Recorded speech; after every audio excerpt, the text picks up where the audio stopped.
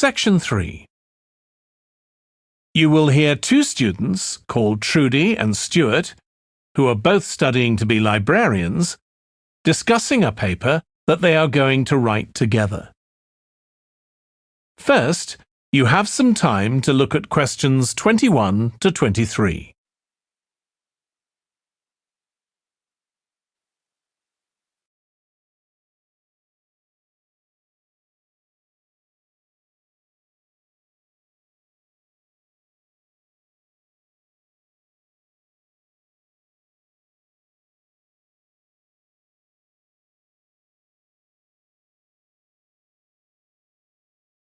Now listen carefully and answer questions 21 to 23. OK, Stuart, we need to start planning our paper on public libraries. Have you thought of an angle yet? Well, there's so much we could look into. How libraries have changed over the centuries, for instance, or how different countries organise them. What do you think, Trudy?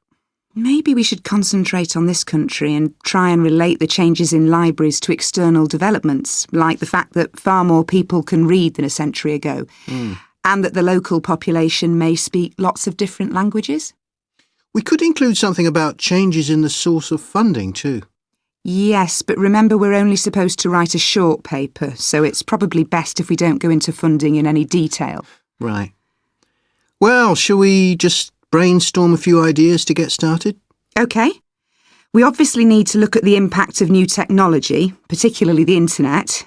Now that lots of books have been digitalised, people can access them from their own computers at home. And if everyone did that, libraries would be obsolete. Yes. But the digitalised books that are available online for free are mostly out of copyright, aren't they? And copyright in this country lasts for 70 years after the author dies. So you won't find the latest bestseller or up-to-date information. That's an important point. Anyway, I find it hard to concentrate when I'm reading a long text on a screen. I'd much rather read a physical book. And it takes longer to read on a screen. Oh, I prefer it. I suppose it's just a personal preference. I expect the libraries will go on evolving in the next few years. Some have already become centres where community activities take place, like local clubs meeting there. I think that'll become even more common. I'd like to think so. And that they'll still be serving their traditional function, but I'm not so sure. There are financial implications after all. What I'm afraid will happen is that books and magazines will all disappear and there'll just be rows and rows of computers. They won't look anything like the libraries we're used to. Well, we'll see. Before you hear the rest of the discussion, you have some time to look at questions 24 to 30.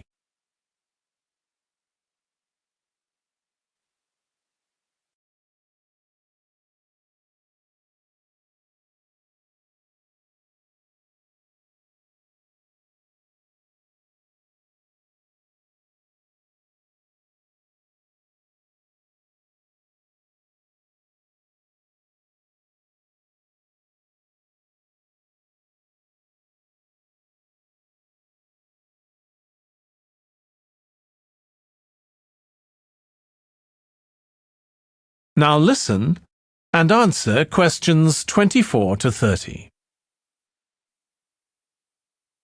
I've just had an idea.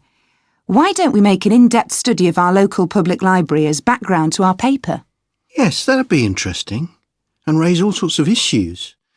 Let's make a list of possible things we could ask about, then work out some sort of structure. For instance, we could interview some of the staff and find out whether the library has its own budget or if that's controlled by the local council. And what their policies are. I know they don't allow food, but I'd love to find out what types of noise they ban. There always seems to be a lot of talking, but never music. I don't know if that's a policy or it just happens. I've often wondered. Then there are things like how the library is affected by employment laws. I suppose there are rules about working hours, facilities for staff and so on. Right. Then there are other issues relating to the design of the building and how customers use it, like what measures does the library take to ensure their safety? They'd need floor coverings that aren't slippery, and emergency exits, for instance. Oh, and another thing, there's the question of the kind of insurance the library needs to have, in case anyone gets injured. Yes, that's something else to find out. You know something I've often wondered? What's that? Well, you know they've got an archive of local newspapers going back years. Well, next to it, they've got the diary of a well-known politician from the late 19th century. I wonder why it's there. Do you know what his connection was with this area? No idea. Let's add it to our list of things to find out. Oh, I've just thought.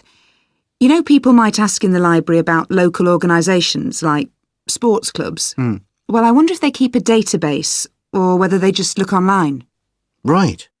I quite fancy finding out what the differences are between a library that's open to the public and one that's part of a museum, for example. They must be very different. Then something else I'd like to know is...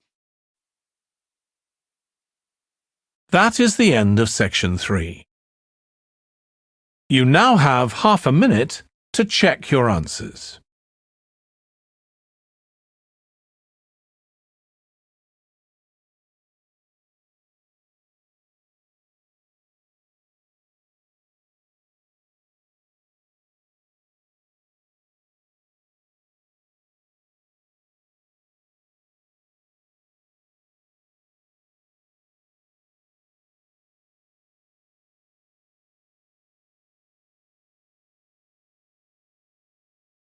Now turn to section 4.